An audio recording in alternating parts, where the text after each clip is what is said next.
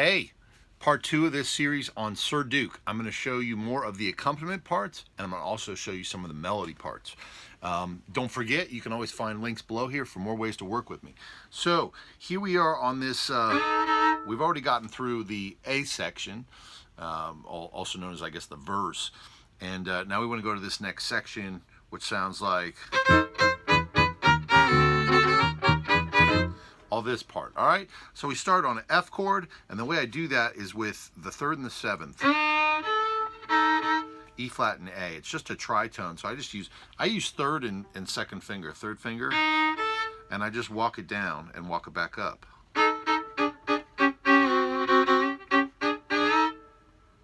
And the way you use your bow, by the way, I think is important, because if you try to do it separate, it's real awkward.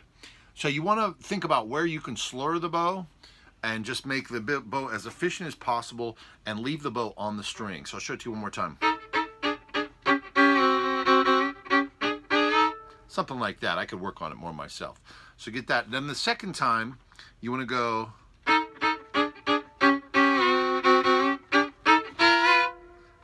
You want to keep that moving up, and at some point you want to shift over.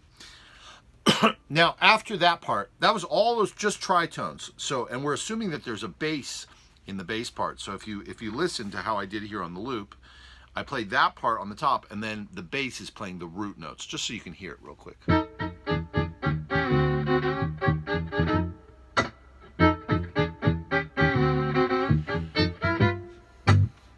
Then the next part is starts with the C chord, which you can do C, E, and C, or if you want, you can play the major 7 anytime you see a C chord. I like that major 7; it's kind of nice, but I'm not sure that Stevie actually did it originally. But you know, it's just an option. So we've got C, and then we go to F sharp minor. Or I'm pretty sure it's F sharp minor 7. So the way I'm voicing it here is I've got the 3rd, which is the A here, F sharp here, and the 7 here. But you could also voice it this way. That's kind of nice. That's got the 7, which is the E, on 4th. I'm playing it on 4th finger on the G string, and then 1st finger on F sharp, and then A. If you were to go here, then the next chord is F major 7. F major 7. So you can leave everything the same, but just move this down to F. Or what I do here from F sharp minor is just move 2nd finger down. You do that. You could even do, for your 2nd chord, you could do F sharp minor here. F sharp, A, E. It's just the root and the 3rd and the 7th, however you want to put them together. Especially since we have the bass playing the root, the voicing doesn't really matter. And if there is a bass underneath you, you could just play the 3rd and the 7th. But I'm showing you the triple stop versions just to give you everything. So where were we? So C major, F sharp minor 7, then F major 7, and then D minor 7, and then G sus. And you can do a walking chord down there if you want. So after the F major,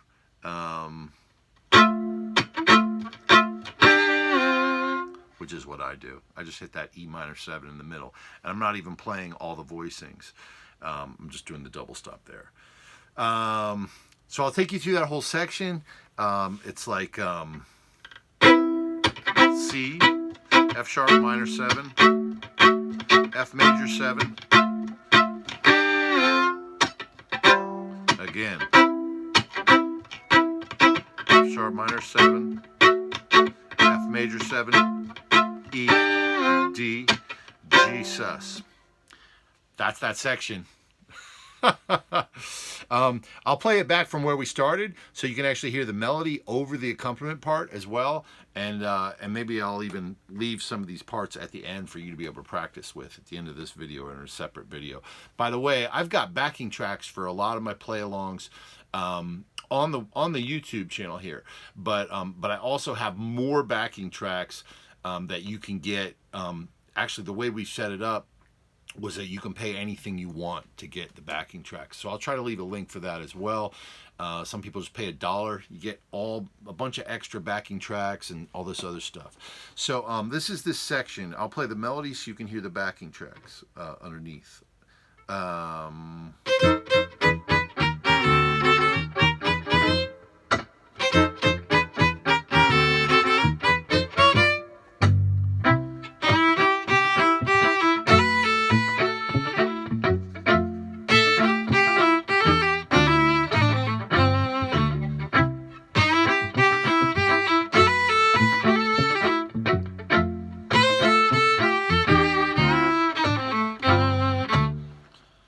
That's that section. All right. Now, while I got you here, if you've made it this far, then you're committed to this, right? And I know at least Graham, at least my student that I made this for, Graham, he's committed to this. But I want to acknowledge you already for making it this far, because this is a lot to put together. And the way to make it easier so that whenever you hear a tune that you can do this is to do this kind of work. And I teach this stuff in my studio, and I teach this stuff off the YouTube channel, sort of like how can you develop this skill so that any tune you can just right off the bat be able to come up with accompaniments, bass lines, all this kind of stuff. But let's go to the melody that everybody wants to learn, which I've slowed down a little metronome on my looper here so you can just feel it. It sounds like this.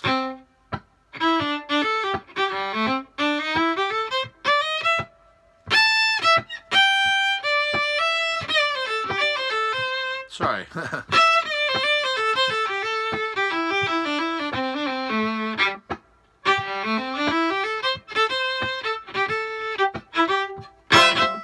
All right, so we're going to learn that. Like I said, I tried to slow down the metronome. I couldn't find it at the beginning. I couldn't find my tempo in the beginning, but I'm going to give it to you. So we're just going to learn it piece by piece. It's kind of like people learn a lot of fiddle tunes, right? They just learn it piece by piece. So I'm going to give it to you. We're starting on C. You play that. Just a couple more times. Again. Play that. Sorry.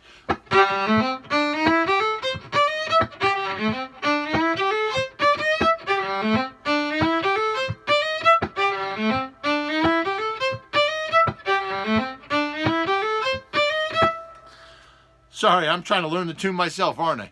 So that whole section, we'll play it, and we'll play the whole section, putting all that together, which will sound like this.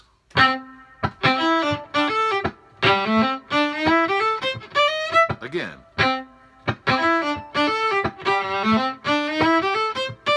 Again. One more time.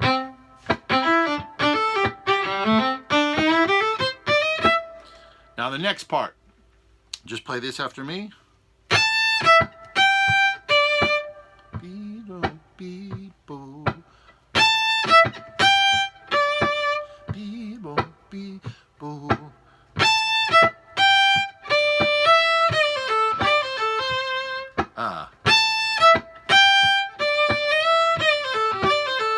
Just this part. Again. One more time. Whole section.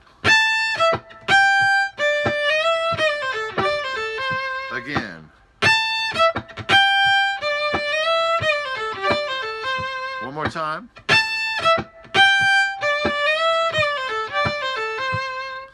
It's tricky, right? You can see the way that I structure the bowings is a big part of it. I use a lot of slur. I don't play... I mean, you could do that, but just to me, it doesn't feel as good, you know. But the consequence of playing, you see, I'm not always getting this note very well. So I suppose you could divide it up. Maybe that's better. So you can explore those different bowings, but you really want to feel that lyrical quality that Stevie Wonder sings with.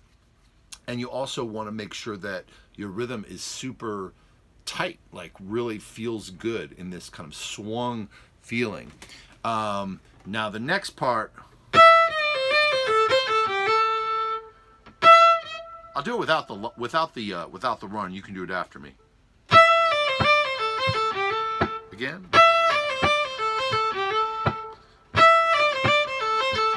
Trying different bones. Maybe like that. Now with the lump. Now with that little thing. Okay? You got that part? And then it goes. Oh yeah.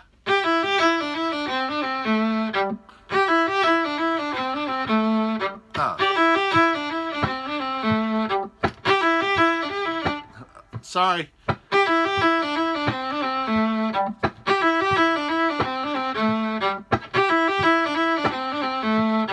So from here, okay, that whole section, I'll do it a few times with you. 3, 4.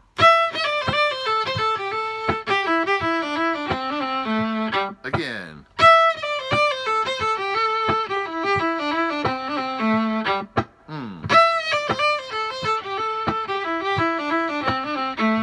Going on.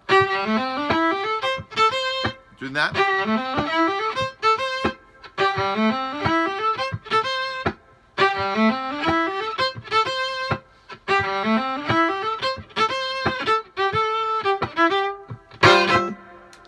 That last chord, I could do that. You could do, if you did that, you could also do,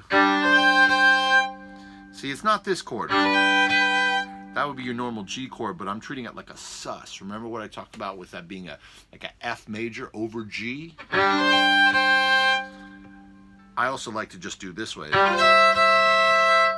we also already got the G here. So I'm just kind of used to doing that way. So let's try the whole line. All right, let's try the whole line. Again, the original, if you listen to it, it sounds like it's in B, but I'm just teaching it on the violin in C because I feel like that's just a little more practical for someone to really get the hang of the tune. You could play the tune in C. If you really wanted to, you could learn it in B, but I mean, why not just learn it in a key that we're a little more comfortable with? You know what I mean? Because there's so much that we can learn from working on this tune anyway in C. So let's do the whole line. Boom. And if you wanted to, you could obviously you could write this line down. You might be able to find it just by Googling the sheet music. It might be in B, but you could just move it up a half step. But I'm teaching this tune like a fiddle tune. My student Graham, he likes to learn it that way, and it's good to learn things in different ways. It's great for your ears and just for your memory to ingrain it this way. So we'll do that whole line, okay? 2, 3, and.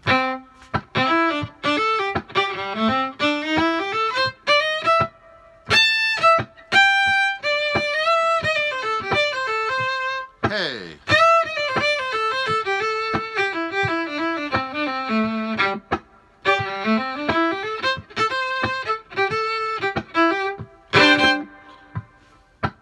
Do it one more time with me, all right? One more time, then I'll move on. 2, 3, 4.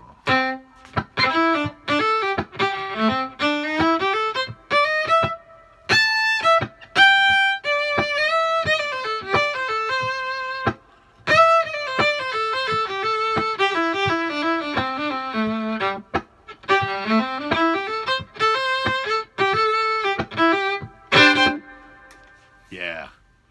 Tricky. You know what I'm noticing as I'm trying to play it at this slower tempo, it's actually more challenging for me to play at this slower tempo than it is at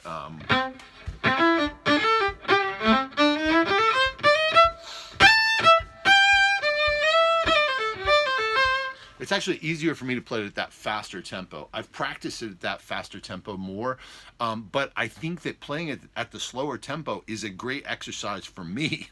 Like, it's really revealing how much I could do to focus on bow control, mainly my bow control, for that tightness of rhythm. Like, so this is actually a great learning experience for me right now.